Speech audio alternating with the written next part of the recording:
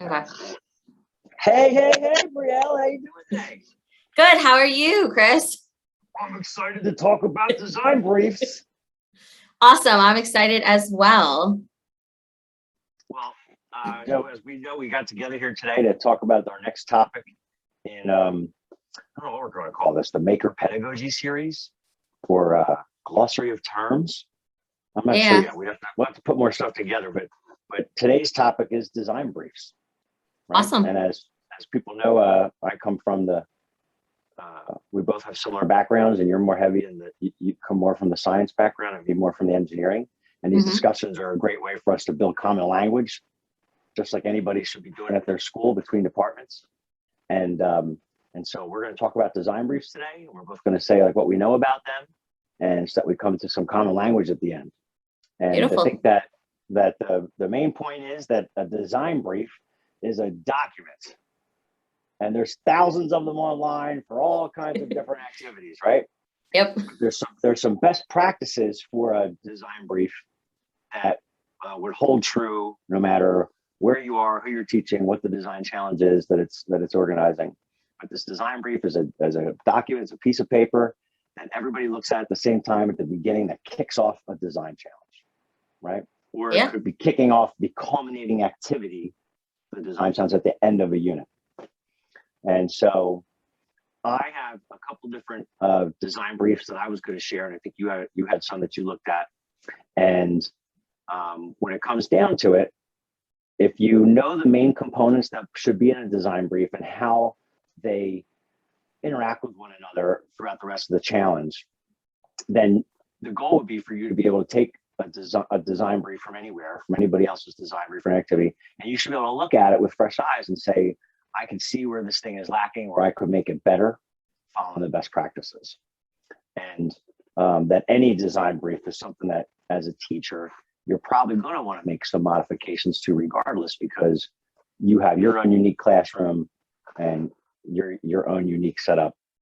But it's nice because you can use it K through 12. And like you said, modify it depending on the age, but it's all common language that you're giving your students from when they're little all the way up until they're into higher ed, which is awesome.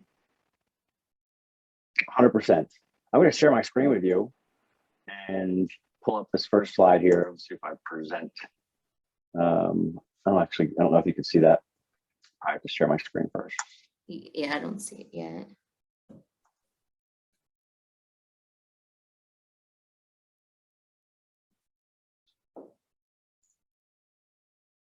Awesome. Yep. All right. So what is a design brief? And when I click over here, I'm going to ask you a question, Brielle. When it comes to best practices for pedagogy, and we use different terms, maker pedagogy, or STEM, or integrative STEM pedagogy, or design pedagogy, it all boils down to the idea of not just inquiry and discovering information, but also when we get into having to create and make things.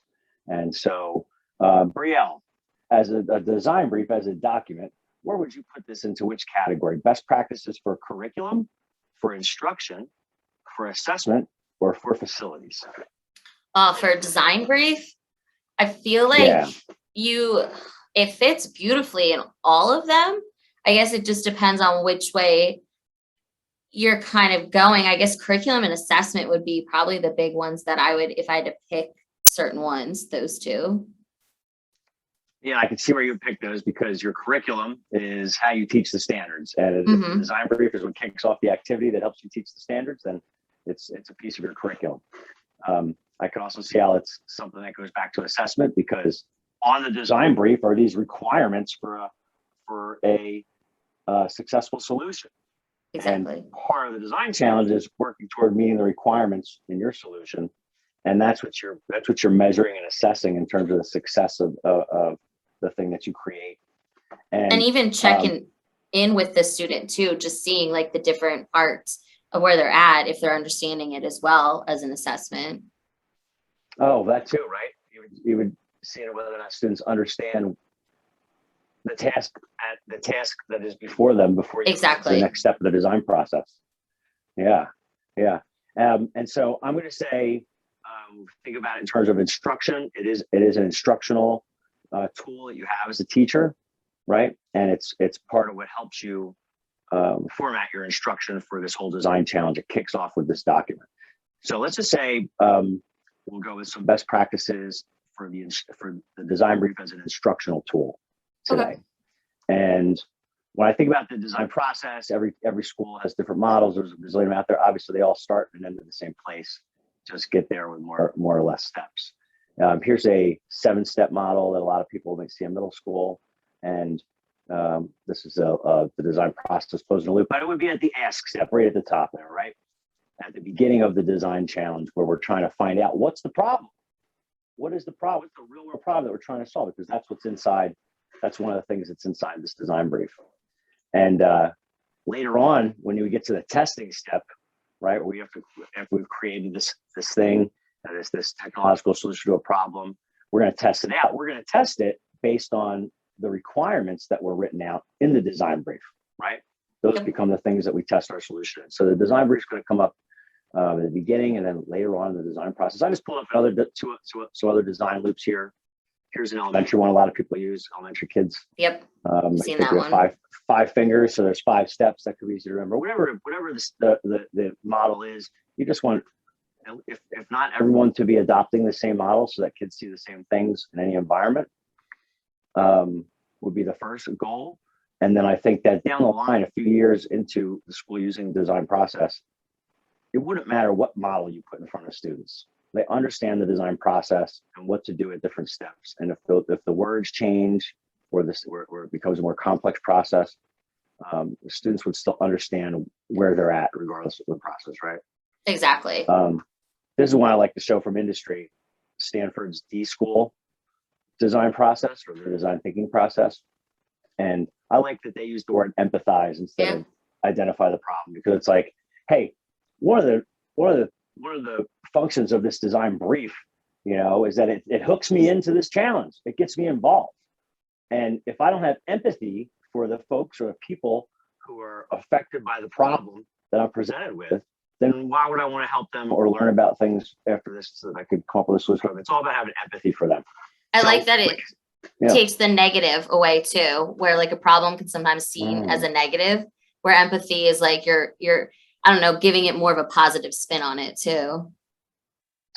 Yeah, it brings in a human side to design that may often have been overlooked in the past in manufacturing and design and industry. But also, like you're saying, it takes away that word problem. I do the same thing. I'm like, why can't we just say opportunity statement, right? Yeah. What's the opportunity that we have here? But we think of the world in terms of good and bad or problems. So, but we passed out all the language, so that's great. This is worth throwing out there. I don't think many schools use this, but if you go in the next generation science standards, they have their own version of the science and engineering process. And it's 3 bubbles, right? It really boils it down.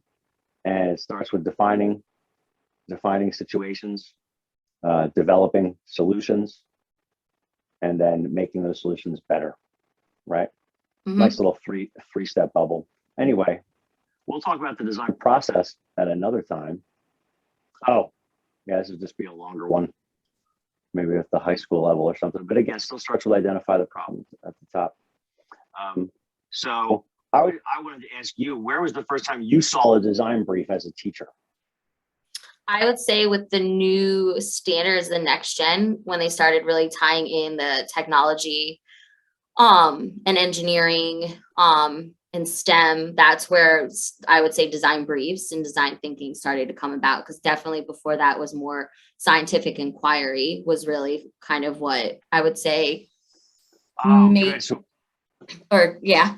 I don't mean to cut you off. It's that idea of like there's let's make a distinction between documents here, right? You have what do you call the document that kicks off a lab or an investigation? What do you call that? Is it called a lab sheet or is it a lab, like just a lab sheet, or their lab notebook, anything. Yeah. Oh, it could be the first page of your notebook. Book, exactly. The thing that tells you the question that's driving question. Yeah. And then what it is you're trying to discover. Yeah. Yeah, cool. So just like that lab sheet kicks off an investigation, the design brief is what kicks off the whole design process. So I was going to say the first time I saw one was maybe in college. I saw, we were given a document, and it was like, you have to make the tallest tower to hold a ping pong ball that's highest height. You only have this many sheets of paper. And it was like, there was no design process. It was like this quick thing we did in 5 to 10 minutes, right? So like a design brief could kick off something that you do in class that's very short, that doesn't even follow the whole design process. It's just, here's your stuff, go. Or it could be the thing that's at the beginning of a 4-week integrative design challenge. Still called the same document. Yeah, so I saw like a marshmallow tower. I think you and I were talking about how we've seen some of the same ones. And, gumdrop bridge, whatever. That was a lot of, with the next gen, when they started the engineering, they brought out this marshmallow challenge, the gumdrop, the saving Sam, all of those were definitely. Yeah. And when we look at all those documents, we pull them up, they all have certain things in common. Sometimes some of the language changes, some of the format might change. But prior to this video, you and I looked at a couple of different ones to glean from them. What do they have in common? Where are they different? And I was going to pull up or did you want to share your screen with one, or you want me to pull up mine? I said you can pull up yours if you want, because I would say, I can show mine too, but they are definitely not as well done. Oh, no worries at all, because we're not even going to look at this to necessarily look at all the words on here, but just for the formatting. So I'll share my screen again and let's pull this up. Okay, can you see that all right? Yes. So there's one page, and you notice I took my page and I made it wideways. I put it in landscape view. Mm-hmm. Just because I'm used to doing that with the rest of the engineering notebook. If it's something they're writing by hand, if you give them pages wideways so they could fit more information or pictures from left to right. And so I have to put the design brief in wise. It doesn't have to be in portrait or landscape, doesn't really matter. But we can see a few things here. We've got the title of the challenge that this is kicking off. People like to come up with catchy titles for their challenge. I can see every design brief having a challenge on it, or a title of the activity. And then I can see these components here, like a background. There's like a paragraph here, and then a shorter statement just about, like, gets right to business about what is the problem in a shorter statement. And then this term here, requirements, and another term here, constraints. And I've seen other terms used, like instead of requirements, some will say criteria. So I put criteria here in parentheses. And down here for constraints, in parentheses, I put design limitations. But as far as we can tell, the prevailing terminology is design brief. The things that you you don't want to say goals necessarily, right? It's not like here's your goal. There's more specific terminology. Here are the requirements. These are the things that you have to. You have to be able to do, right? And the constraints are things that you're limited by during the challenge. So when we think of like, where do materials fit in a challenge? Oh, well, they would be part of the constraints. Because depending on what you have or what you have accessible to, exactly, you're gonna. Yeah, some people could use the term resources too, but I almost feel like that's actually a little too broad. Well, and constraints is great too, because in the real world, you're gonna have constraints with problems. Like, they're all not gonna be just, you can do whatever you want and have whatever amount of money you want and stuff. So it makes sense to use that. I'm glad you brought that up, because this terminology didn't get pulled out of thin air in real life. When somebody comes to you, when you have some problem in business industry, and a consultant comes in and says, we're going to fix the problem, or an engineering firm comes in and says, okay, we have to assess the situation and figure out what it is we think that you need and how much money we have to do it. We're going to call this a brief. It's a brief, right?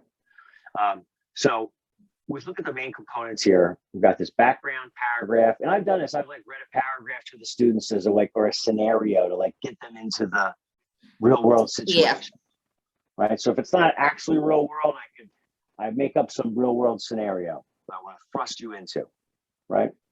And we could pretty much say that all design briefs have that, some background scenario. And then the smaller section here, it just says problem. It's kind of like if you took this whole big background story and you just boiled it down into one statement, where you could just summarize the problem into one thing. So I could have a bridge I want students to build, and I'm going to have this whole story about how there's this gap between these things, and these people have to move stuff, and it fills in with the economy, and without this bridge, it creates all these problems. So we need to, that's this big paragraph in the background. But then the problem statement may just be, the problem is that without a structure to span this gap, the people involved in this part of the economy is going to suffer. Boil it down to one statement. No, it's like, sense? Yeah, no, I did, a pasta car challenge kind of like this with my students, where they had to design a car for Jeff Gordon or whatever, but it was a big background about like NASCAR and different cars and stuff. But then afterwards I said specifically, you have to have a car that can go this distance with this or amount of materials or whatever, but it was very detailed so that they knew exactly what they were solving besides the catch part.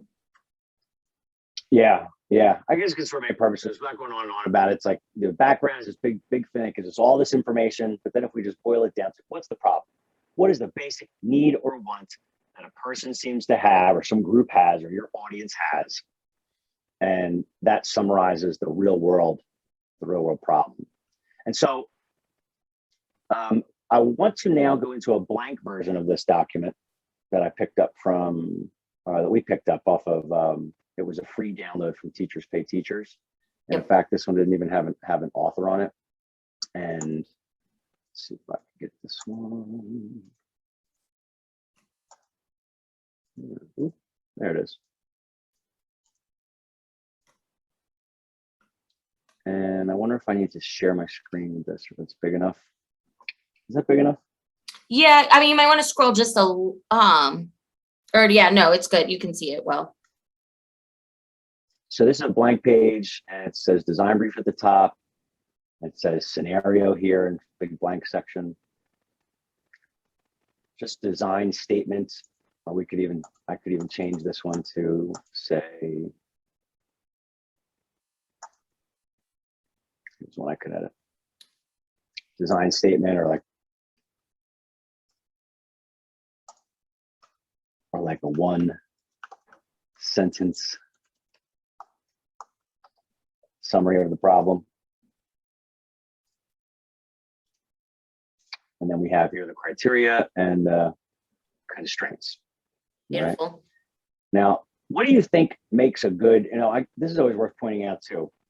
If I have a design challenge that's going to last 4 weeks in my classroom, it's this big involved thing, I kick it off with this design brief, but there's no way that I could assume that just by reading a paragraph to my students, blah, blah, blah, blah, I read them this paragraph that I wrote, that we're ready to go. You know what I mean? I like to recommend, like, hey, maybe what's involved in this paragraph is just to wet your whistle. It's just what with the writing on the one page. But I may spend 3 days in my classroom getting into stuff about what's in that one paragraph, so that you really understand this problem or identifying the problem. That it doesn't mean we just read this and jump right into it. This is just a document that holds the place with this story. But if getting into this background scenario and understanding the problem better, that could take any form, right? This could be a field trip that's involved here, or this could be a documentary that we all watch, or this could be demos that you do with them, or other mini activities, or read aloud like you were talking about. Yeah. I guess the point being that the goal to me for the design brief scenario, or the background, whatever you want to call it, is that it hooks you to the point where you really want to help by the time you're done with that. You realize there's some group that has needs or wants, and that makes the real world problem, and you have empathy for them, right? Absolutely. So I don't mean to play 20 questions, but it's like I'll pretend the teacher. What are the three things, the three elements, I don't know if you've ever heard of these, that Cicero, one of the world great orators of ancient history, what did he say makes it the three things you need to persuade somebody? what would make your argument persuasive? Because I feel like my background scenario doesn't just have to like explain, give you the background of this real problem, but like we need to convince you that if there's a problem worth solving. So how can I be persuasive in this story that I present? You definitely need some type of catch, some type of like pull them in. I don't know what the right word would be for it. A hook, yeah, exactly. With the hook. Catch a hook. Yeah, and it's like we experience life through stories. Yep. Right. As teachers, we tell kids stories all the time to put things in context. And a design challenge is being thrust into somebody else's story. Right. So we present them with a story, and a good story will have some elements in it, like there's going to be characters. Right. That's your audience. Yep. Yeah. There's going to be some type of conflict sometimes too. Can always be conflict, of course, because therein lies probably the needs and wants that somebody has. The problem, right? This isn't a math problem with one right answer. It's a real world problem, which is just an expression of somebody or some group's needs and wants. That conflict. And then we probably have some other information around that, the environment or anything else that goes with the story. But so that's what makes a good story. And then what makes this persuasive? There's three elements I'm looking for: are ethos, logos, and pathos. And you nailed it there with the pathos part. So whatever it is I'm trying to explain to you and make an argument that there's a problem here worth solving, there's going to be ethos. There's going to be information in here that presents this as somebody who's telling us is the authority on the subject. Like, I know all about bridges because I'm the head bridge designer. I'm in charge of the Chamber of Commerce and the bridge division. Logos, facts and statistics to support my claim, right? And then pathos. Are you able to tug on my heartstrings or challenge the way I feel or what I believe? But that's that pathology part. Right? But the ethos, it would be even more like of a way is tying in community members. I mean, you probably have a parent in a classroom that does something that your problem or your scenario is based on, that even if you could get a little clip from them or a little explanation or some type of just more background knowledge. Yeah. So as opposed to just being where ethos might be like come from the head bridge engineer, where it's like aligned with a career. Yeah. That ethos stuff could come out of a career, but even cooler if it comes out of community. You're saying community or people that we know. No, exactly. I mean, there's tons out there. It's a matter of finding them. I'm a big proponent for community partnerships within the school. So like there are spay war people, there's military, there's so many people that want to come into the classroom and actually work with the students. So even having them part of it is kind of a neat way of bringing it in too. Well, that's cool. By the way, I'm just looking at the time here. Do we need to pause? We can go for a few more minutes. It's okay. Okay. We'll just hope 18 isn't bad. So logos, these are like facts and statistics.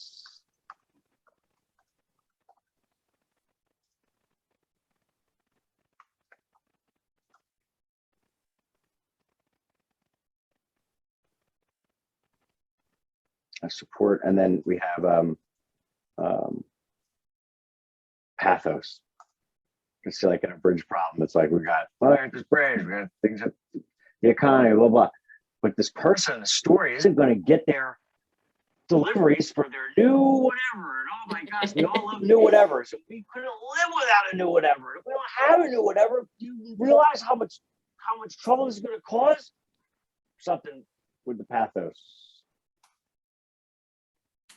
I mean, and like where we said here that we have this conflict, this needs and wants that comes from a problem.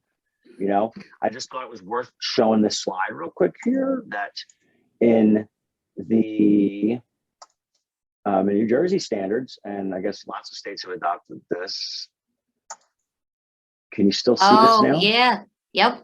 So it's like, well, where do problems come from? And it's like, well, sometimes people will theme their design challenges by areas of the design world, whether it's a communications challenge, transportation challenge, a power and energy challenge, manufacturing, biotechnology, communication information, or they could theme it by careers of engineering, like this is a chemical engineering problem, or this is a biomedical engineering problem. And those things are all great. We could add those into the scenario, but also the UN's sustainability goals, right? And so every so often a think tank comes out and ties with these standards and says, hey, these are the big areas that there's problems in that we want kids working on solutions for within the curriculum.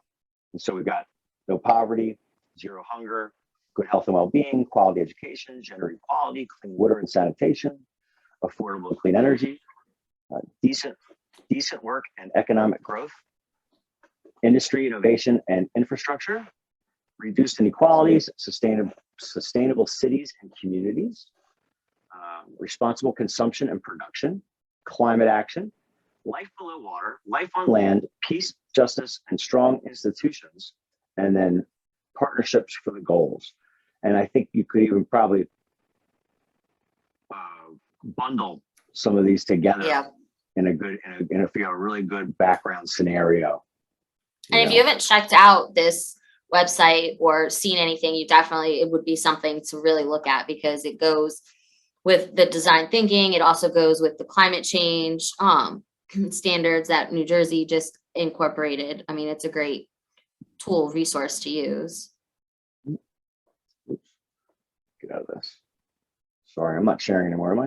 No. Nope, you are not. All right, so we've got those parts down. So let's just look at requirements and constraints quickly. And I'm going to pull up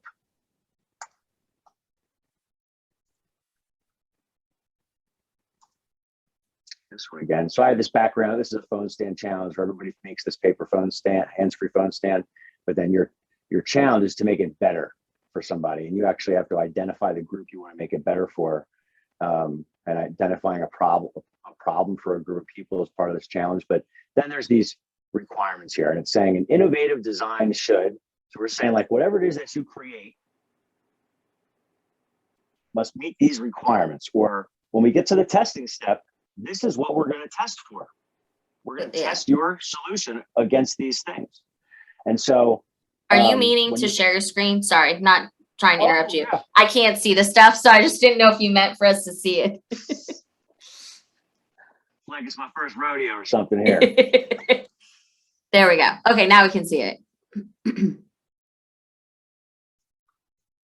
All right, so I have requirements here.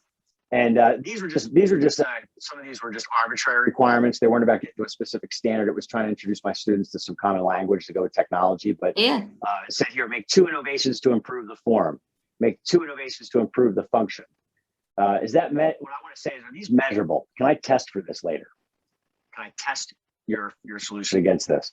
I guess it could be subjective. Like, do we think the form has been changed in your design? Do we think you've added functions? But here's something that's measurable. Incorporate at least one moving part or feature. Yeah. If you have a moving part or feature, yes or no, right? 0 or 1. There's something we could measure. But I think people get hung up is when they say in a requirement, they'll say something like, make it better. Or right? They'll make statements there that are cool, but they're not measurable. Correct. Or they're too subjective. So if I have a hydroponics design challenge, the kids, one of the requirements is that they need to keep the water in the reservoir cool while it's sitting in front of the window. How do you measure that? Yeah. We should probably measure the ambient temperature in the room first, find out that the ambient temperature is 81 degrees. And then in the design brief, say that you're required to keep the water cooler than 80 degrees. Because then we could actually measure it and find out how much cooler you kept. Right. Exactly. So it's the idea that requirements should be written out in a way that's measurable, and that the more requirements you have, the more things you have just written down as an invitation of what you want to teach and have kids learn about. Because that makes sense. A good design challenge is going to have things that are going to happen at the research step after this that are going to allow me to explore the science, engineering, math, technology, whatever, that will let me meet these requirements. Do you, for your requirements, ever do like a rubric or a checklist or something later on, not necessarily in the design brief, but that helps to also make sure that you're measuring and assessing those students? Yeah, I mean, if we were at an engineering notebook with science journals subsumed, built into it, to me, the idea of it, there would be an opportunity to do investigations specific to each of the requirements. Okay. And or inquiry, Mm. so that when I go to create a solution, to start creating my solution, every decision I make about my final solution can be annotated with some writing using claims, evidence, and reasoning that I've made this decision to do this based on what I learned back in the research step. Yeah. Right. So claims, evidence, and reasoning supported writing, supported design. Exactly. But this didn't have a design process. This was just, here's your stuff on the table, go. This challenge. Okay. And so, but the idea that I've heard people say, like, you don't want to put too many requirements because then it really pigeonholes what the kids are going to be able to create. It's like, well, actually, the more requirements you have, the more things you're asking me to design. No, it's true, because they have, yeah. And so that's it for requirements. And the last part, constraints. This is telling kids what you're limited to, what you're bound by. So if I went back into this blank document version here, and I went down to criteria, where we use the word requirements.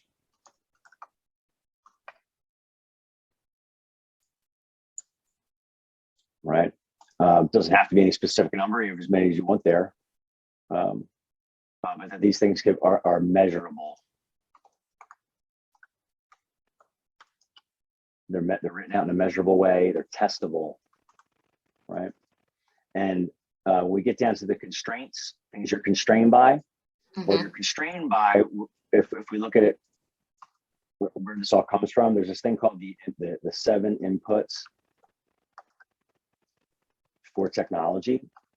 Remember, we're using a broad definition of technology, anything that people create to solve a problem. So it doesn't have to be something you hold in your hand. A new diet and exercise plan that's in writing that I give to somebody that they can try out to lower their heart rate. That's a system of advice on this piece of paper I put together. All this stuff's considered technology, right? So what are the inputs we have for technology? Quickly, tools / machines.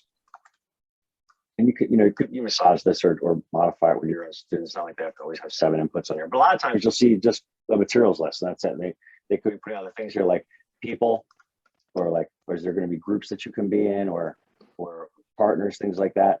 How much time you have for this, or if it is a design process with steps you're working through, like how much time we're going to be on each step or what's happening each step.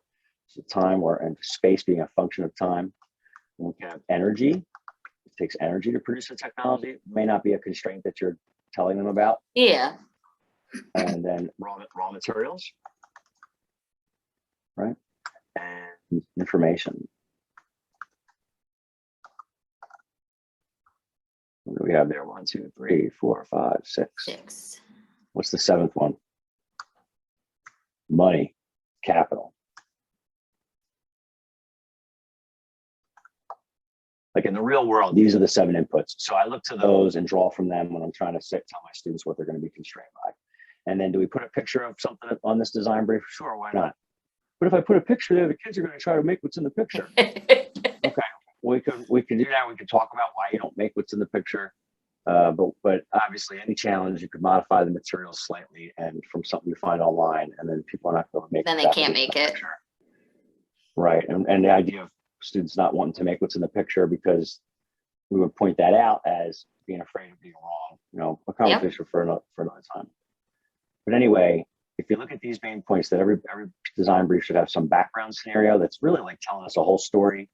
And it doesn't mean we're done when we read it. We could spend a lot more time introducing them to the story, being convincing with ethos, logos, and pathos that there is a problem worth solving, and hoping that people have empathy by the time it's over.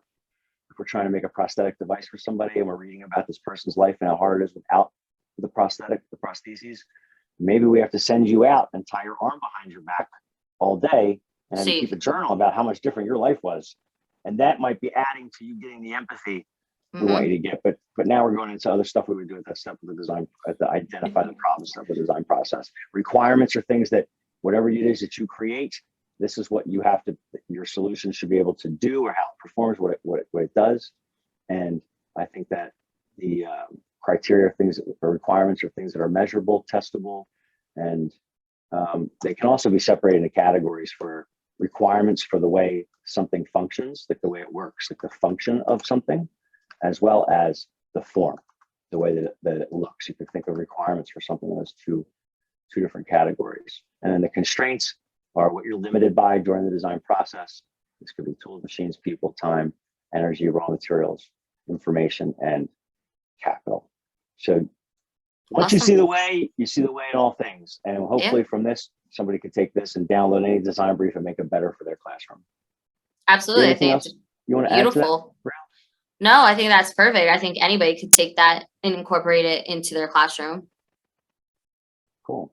All right. So we're going to follow up by we'll put links in the description to these UN things and some of this other